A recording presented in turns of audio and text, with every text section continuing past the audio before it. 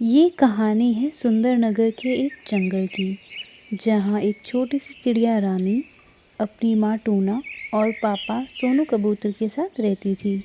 25 जनवरी का दिन था।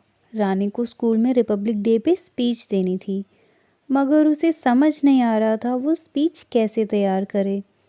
तभी वो अपने पापा सोनू कबूतर के पास गई और कहा, पापा, कल मुझे रिपब्लिक डे पे स्कूल में एक स्पीच देनी है।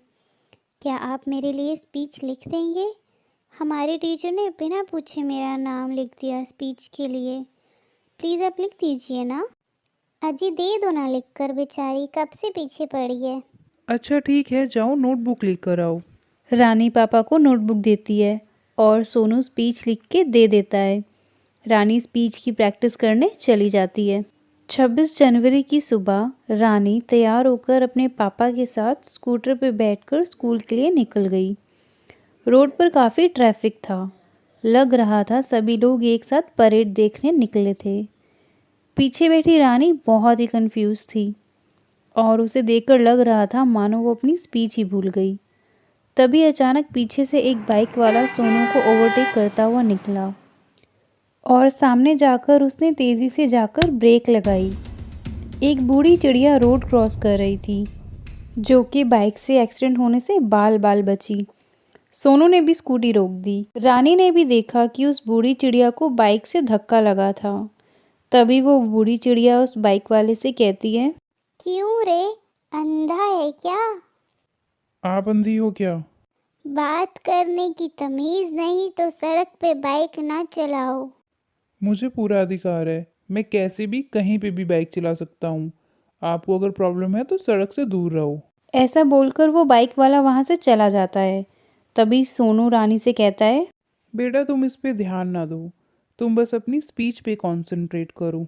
सोनू ने स्कूटी स्टार्ट की और स्कूल के लिए निकल पड़ा।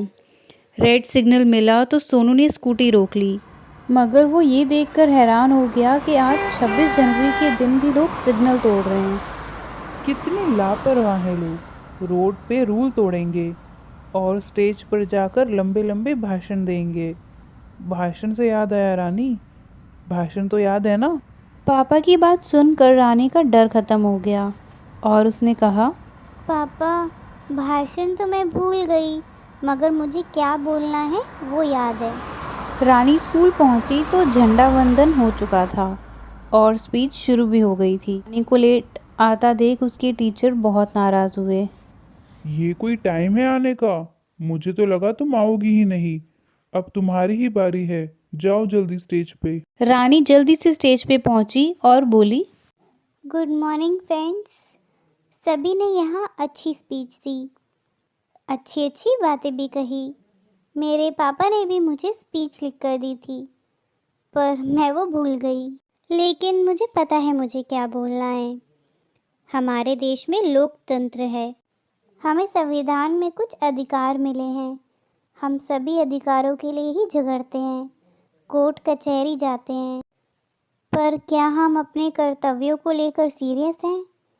आज स्कूल आने में हम लेट हो गए क्योंकि हम सिग्नल पर रुक गए। जो सिग्नल पर रुके नहीं वो टाइम पर आ गए। क्या यही रिपब्लिक भारत है?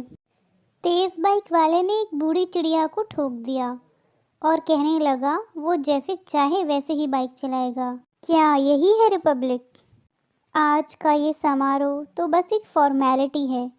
अगर सही मायने में हमें रिपब्लिक डे मनाना है तो हमें अपने देश के प्रति कुछ रिस्पॉन्सिबिलिटीज़ भी समझनी होंगी और उनका पालन करना होगा। तभी सही मायने में रिपब्लिक डे सफल रहेगा। जय हिंद, जय भारत। रानी की स्पीच खत्म हो गई और तालियों की बरसात होने लगी। सारे चीफ गेस्ट और टीचर्स भी खड़े होकर तालियां बजाने लगे, क्योंकि रिपब्लिक डे का सही मतलब रानी ने उन्हें अच्छे से समझा दिया।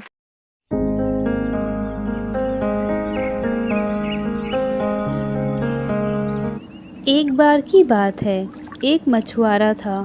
वह रोज़ तालाब जाकर मछली पकड़ता, जिसे बेचकर वह अपना गुजारा करता। कभी उसके जाल में बहुत सारी मछलियाँ आती और कभी कभी कम। एक दिन वह तालाब में मछली पकड़ने के लिए गया वह अपना जाल लगाकर कुछ देर बैठ गया। कुछ देर बाद जब उसने अपना जाल निकाला तो उसके जाल में बहुत सारी मछलियाँ थीं। वह बहुत खुश हुआ। उसने वह सारी मछलियाँ बाज़ार ले जाकर बेच दी, जिससे उसको अच्छे पैसे मिले। अगले दिन वह फिर तालाब गया। उसने अपना जाल तालाब में डाला और कुछ देर इंतज़ार किया। कुछ देर बाद उसके जाल में एक सरसराहट सी होने लगी। जब उसने अपना जाल खींचा तो उसमें एक छोटी सी सुनहरी मछली थी। जब वह उस मछली को निकालने लगा तो उस मछली ने मछुआरे से कहा, प्लीज़ मुझे छोड़ दो, नहीं तो मैं पानी के बिना मर जाऊंगी। मछली की बात को मछुआरे ने अनसुना कर दिया। मछली ने मछुआरे से फिर बोला, अगर तुम मुझको छोड़ दोगे तो मैं अपनी सभी साथी मछलियों को कल तुम्हारे लिए बुला कर लाऊंगी, जिससे तुम बहुत सारी मछलियाँ पकड़ सकते हो। मछुआरे को मछली की बात फ़ायदेमंद लगी। उसने सोचा, अगर मुझे एक छोटी सी मछली के बदले बहुत सारी मछलियाँ मिलती हैं तो ये अच्छा है। ये सोचकर उसने उस छोटी मछली को छोड़ दिया। मछली मछुआरे के जाल से छूटकर बहुत खुश हुई और बहुत दूर चली गई।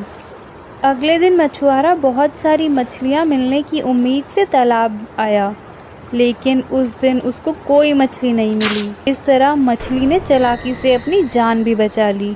इस कहानी से हमें ये सीख मिलती है कि हमें मुसीबत में घबराना नहीं चाहिए, बल्कि होशियारी से काम करना चाहिए। तालाब में टूना मछली अपने पति और बच्चे के साथ रहा करती थी। वो लोग गरीब थे, बस जैसे तैसे अपना गुजारा किया करते थे। एक दिन टूना की बेटी रानी के स्कूल से कॉल आई कि आपको आना होगा। टूना गई तो उसे पता चला कि वहाँ फीस 3 महीने से नहीं दी गई है और उसको 1 हफ्ते में स्कूल से निकाल देंगे। टूना बहुत उदास थी। उसके पति का काम छूट गया था और मुश्किल से गुजारा चल रहा था। रानी के साथ वापसी में बर्गर की दुकान देख रानी को भूख लगती है। माँ, मुझे ये बर्गर खिला दो ना। भैया, कितने का है ये बर्गर? पनीर के साथ 15 का, बिना पनीर के 10 रुपए का है। भैया, इतना महंगा? चलो आप 10 वाला ही दे दो। नहीं माँ, मुझे तो पनीर वाला ही खाना है। ये लो भैया, 5 रुपए और। अरे ये क्या भैया, इतना सा पनीर 5 रुपए में? आप तो लूट रहे हो लोगों को। अरे तो हम भी क्या करें, बचत करनी होती है। अगर पनीर ही डाल दिया तो दुकान कहाँ से चलाएंगे? इतना आसान लगता है ना तुम्हें? तो अपनी दुकान खोलो, फिर चलेगा पता। टूना को ये आइडिया अच्छा लगा। उसने अपने घर जाकर सास और पति से बात की और ठेला किराए पर लेकर काम शुरू कर दिया। अगले दिन सिर्फ एक ही ग्राहक आया और उसके पास पैसे कम थे। टूना ने उसे कम पैसों में ही खिला दिया बर्गर और कहा, भैया, जब भी आपको भूख लगे आ जाना, मैं आपको खिला दूंगी। वो ग्राहक धन्यवाद करते हुए चला गया। 4 दिन हो गए मगर उसका माल नहीं बिक रहा था। टूना की सास ने उसे बहुत सुनाया। बिना सोचे समझे तुमने जोश में आकर काम कर लिया, अब तो खाने को भी कुछ ना बचा। मैं कोशिश कर रही हूँ, ऊपर वाला ज़रूर मेरा साथ देगा। अगले दिन टूना ठेला लेने जाती है किराए पर। देखो टूना, 4 दिन हो गए बिना पैसे के ठेला उधार ले जा रही हो। डेली के 200 लगते हैं और आज आखिरी बार होगा जो मैं तुम्हें ठेला उधार दे रहा हूँ। टूना दुकान पर बैठकर सोच रही होती है। 3 बज गए और एक भी बर्गर नहीं बिका। अगर ऐसे ही रहा तो काम बंद हो जाएगा। और टूना रोने लगती है। उतने में सोनू केकड़ा आता है। मैंने देखा था 3 दिन पहले तुम्हें यहाँ दुकान खोली है। मेरा भी बर्गर बनाने का ही काम है। मेरे पास 1000 बर्गर का ऑर्डर है, मगर मेरा एक्सीडेंट हो गया और मैं ज़ख्मी हूँ। अगर टाइम पे ऑर्डर नहीं दे पाया तो नुकसान हो जाएगा। मैं तुम्हें ज़्यादा पैसे दे दूँगा और ये लो एडवांस पूरे 10,000। अपना एक कारीगर भी भेज देता हूँ आपकी हेल्प के लिए। ऊपर वाले, तेरा शुक्र है, मेरा काम आसान हो गया। फिर टूना ने ठेले वाले को किराया दे दिया। रानी के स्कूल की 1 साल की फीस भी दे दी। टूना का काम इतना अच्छा था कि सोनू केकड़ा ने उसे अपना पार्टनर बना लिया अपने रेस्टोरेंट में और वो सब खुशी खुशी रहने लगे साथ में।